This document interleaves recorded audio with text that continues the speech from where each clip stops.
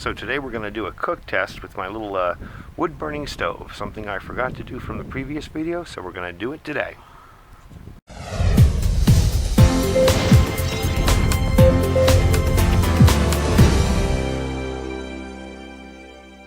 Alright, so I did this video on this stove before, this little wood burning fold-up portable stove, and a couple people had mentioned that they wanted to see, you know, how it worked, if it would boil water, if it would cook. So I decided to do the best of both worlds. I was going to make some coffee with it, but I decided I got an extra mountain house that I've been looking to use up. So what we're going to do is boil some water with it and see how it works. So I'm going to load it up. I'm going to turn it this way so the camera can see it better.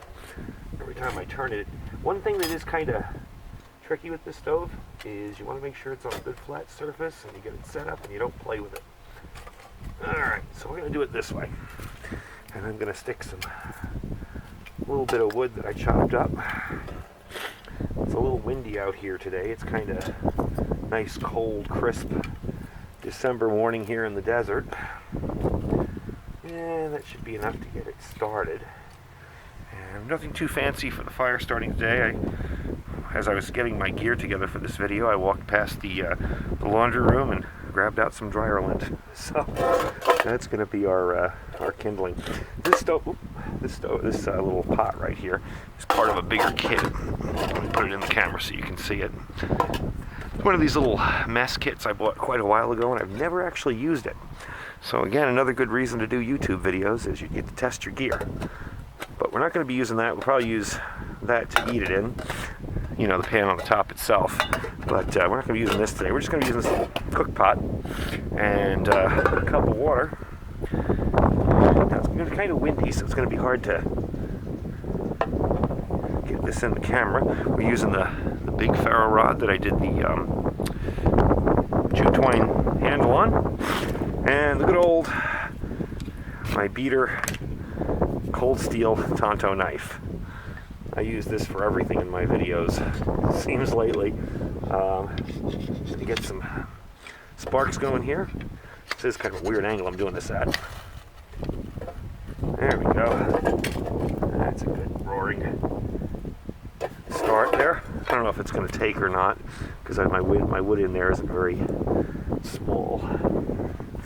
Probably won't catch too easily, but I'm throwing a little bit of stuff in there and a little more wood on it. While that's going with it.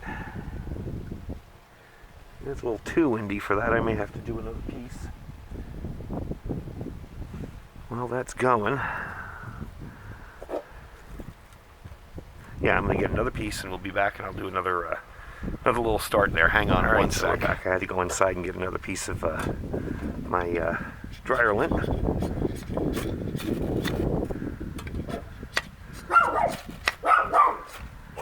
Yeah, that's our next door neighbor's dog saying hello. There we go. Alright.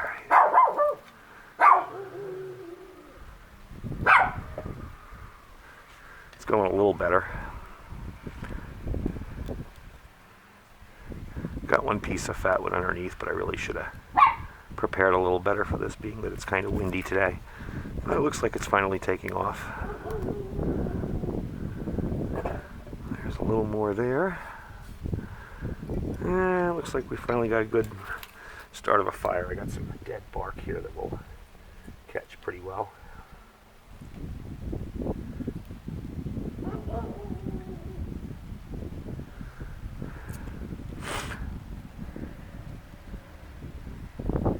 Looks like we're going pretty good there. So while that's going, I'll keep an eye on it and measure out 1 cup of water for our.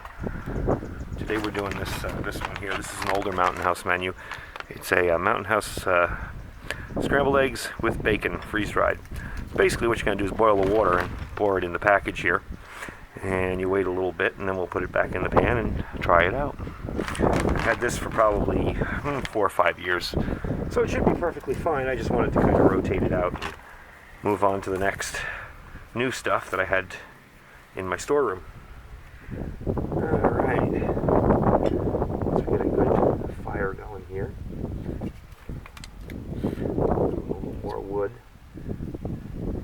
As a reminder, folks, be careful with sharp objects. I was splitting this with an axe and did a nice job on my finger. It's just a little surface cut, but God, always remember to be careful when you're dealing with sharp stuff. Alright, so let's measure out the water and hope that keeps going because it's awfully windy. I've got 1 cup here, and of course I wouldn't use a glass container when doing this. I have measured containers in my gear, little plastic measuring containers, but that's 1 cup. We're going to pour it in there. We're going to kind of pour this down. See how long this takes to cook. Alright. I was kind of concerned originally with this stove because see how it teeters a little bit, but that doesn't really seem to be a problem as long as you have some weight in something like water or liquid. It seems to be doing pretty well, holding itself up there. And I still have room in the bottom to feed in more wood if I need it. So what I'm going to do is shut off the camera, and I'll time it and tell you how long it takes before it boils, and we'll come back and check it out. Okay, we're back. I didn't really time it. It took a while to do it. I'd say probably about 10 minutes or so. It's very windy. I kind of put up a fake little bit of a wind break. It's starting to steam off there. There's bubbles forming on it. Chances are probably that would be fine. I'm going to just keep feeding the fire a little bit. Something about this stove too I noticed, and this is again a preference thing. If you're not really into feeding the fire over and over while you're doing something, this might not be a stove for you. Because of its size, you have to keep putting wood into it. But if you keep putting wood into it, it gives you a nice hot fire, and you should be pretty pleased with the results. And yeah, the paint is coming off, but who cares? It's a stove. Chances are what I'm going to do with this when I'm done here today is spray it off, wipe off the soot, spray on some WD-40 on it to keep it protected, put it back in the bag. All in all, for what it does, for what it's supposed to do, it works. I'm going to get a piece of towel out here, and that's not going to work. Let's bring the bag over and put the measuring cup there so the bag doesn't blow over, and try and get this like this and just pour it in here as neatly as humanly possible. There, not bad.